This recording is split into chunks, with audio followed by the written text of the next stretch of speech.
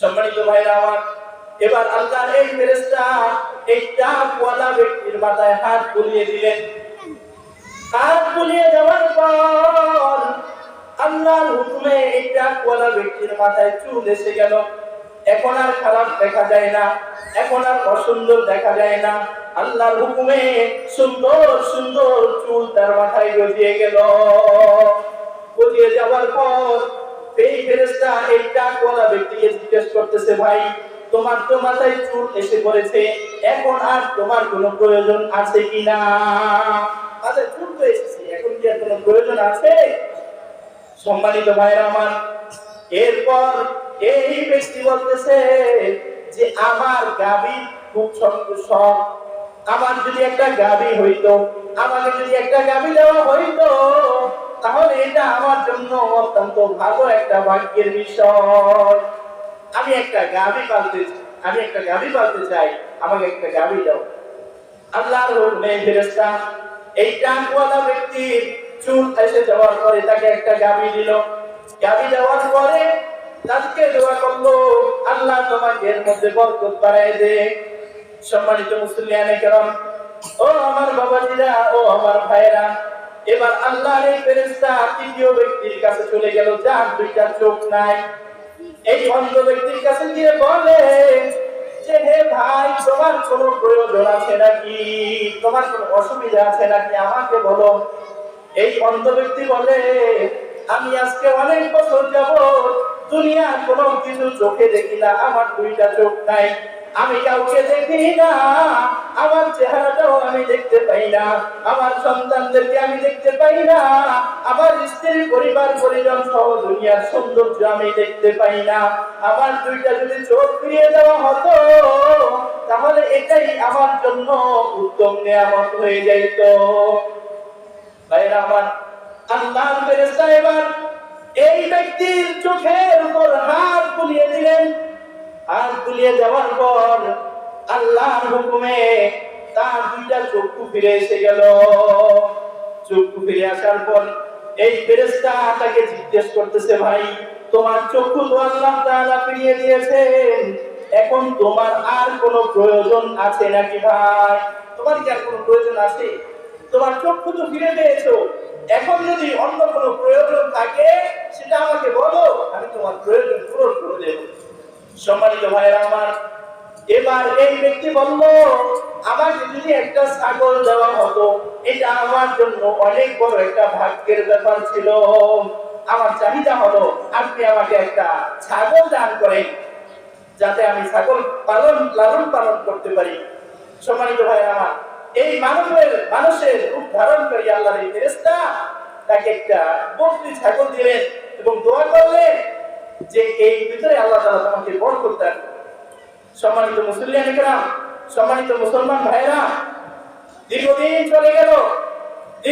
চলে যাওয়ার পরে আল্লাহ তাআলা যে প্রথম সেদিওয়ালা ব্যক্তি তাকে অনেক উট দান করেছেন, তার ওই একটা উটে এত পরিমাণ বরকত হলো যে সারা ময়দান ভরে গেল, উটে ভর্তি হয়ে গেল। যে ব্যক্তিকে একটা গরু দিলেন, গরুতে তার মায়াত পড়ে গেল। ছাগলওয়ালা ব্যক্তি, ছাগলে তার মায়াত পড়ে গেল। দীর্ঘদিন পরে আল্লাহ তাআলা পরীক্ষার উদ্দেশ্যে এই ফেরেশতাকে আবার পাঠাইলেন, গরিবের রূপ ধারণ করে একজন ফকিরের বেশ ধারণ করেন। ভাইরা আমার, আল্লাহর এই ফেরেশতা প্রথম ব্যক্তির কাছে ফকিরের বেশ ধরে, গরিবের রূপ ধরে আসলেন। এসে বলতেছেন, ভাই আমার সফরে আমার সম্পদ শেষ হয়ে গেছে, আমার টাকা পয়সা শেষ হয়ে গেছে, আমার এখন কিছুই নাই, আমাকে তুমি একটা উট দিয়ে দাও। তোমাকে তো আল্লাহ তাআলা অনেক উট দিয়েছেন, আমাকে একটা উট দাও। তোমার তো অনেক সম্পদ, আমাকে কিছু দাও যাতে আমি আমার গন্তব্যে পৌঁছাতে পারি। ভাইরা আমার, প্রথম ব্যক্তি আল্লাহ তাআলার শুকরিয়া আদায় করে নাই। এই ব্যক্তি বলল, না না, আমি তোমাকে এখান থেকে উট দিতে পারবো না, তাহলে আমার সম্পদ কমে যাবে। এরপর যাওয়ার পর ফেরেশতা আবার বলল, দেখো ভাই, আমার বাড়ি অনেক দূরে, আমার গন্তব্যে তুমি যদি দয়া না করো আমি যেতে পারবো না। তুমি তো কিছুদিন পূর্বে তুমি তো কয়েক বছর পূর্বে সেটিওয়ালা ব্যক্তি ছিলে, দেখতে সুন্দর ছিলে না, তোমার কোনো সম্পদ ছিল না, তোমাকে আল্লাহ তাআলা দান করেছেন, অতএব আল্লাহ তাআলার এই নিয়ামত থেকে আমাকে কিছু দিয়ে দাও। ভাইরা আমার, এই সেটিওয়ালা ব্যক্তি সে নাফরমানি শুরু করলো, সে আল্লাহ তাআলার নিয়ামতের শুকরিয়া আদায় করলো না, সে বলল না না, এগুলো আল্লাহ তাআলা আমাকে দেয় নাই। বলেন নাউযুবিল্লাহ।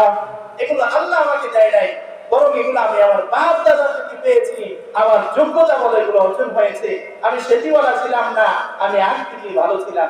আল্লাহ তাআলা নিয়ামতের নাশকরি করবে। ফেরেশতা এবার বললেন যে তুমি যদি মিথ্যা কথা বলে থাকো, তাহলে তুমি যেরকম ছিলে আল্লাহ তাআলা তোমাকে আগের অবস্থায় ফিরিয়ে দেবে। এটা বলে ফেরেশতা আবার তৃতীয় টাকওয়ালা ব্যক্তির কাছে চলে গেলেন। টাকওয়ালা ব্যক্তির কাছে গিয়ে বলে, ভাই আমি খুব অসহায় মানুষ, আমার কাছে কোনো সম্পদ নাই, তোমাকে তো আল্লাহ তাআলা অনেক সম্পদ দিয়েছেন, তুমি এখান থেকে আমাকে একটা গরু দাও। ভাইরা আমার, এবার এই ব্যক্তিও প্রথম ব্যক্তির মতো অস্বীকৃতি জানালো, না না, আমি তোমাকে আমার সম্পদ দিতে পারবো না, তাহলে আমার সম্পদ কমে যাবে। ভাইরা আমার, এই মানব রূপ দানকারী, রূপ ধারণকারী ফেরেশতা আবার বলতেছে, ভাই তুমি এক সময় টাকওয়ালা ছিলে, তোমার মাথায় কোনো চুল ছিল না, তুমি দেখতে অসুন্দর ছিলে, দুনিয়ার মানুষেরা তোমাকে নিয়ে হাসাহাসি করত, তোমার কোনো সম্পদ ছিল না, তুমি অত্যন্ত দুর্বল ছিলে, দরিদ্র ছিলে, তোমাকে আল্লাহ তাআলা দিয়েছে, অতএব আল্লাহ তাআলার শুকরিয়া আদায়ের জন্য আমাকে দাও।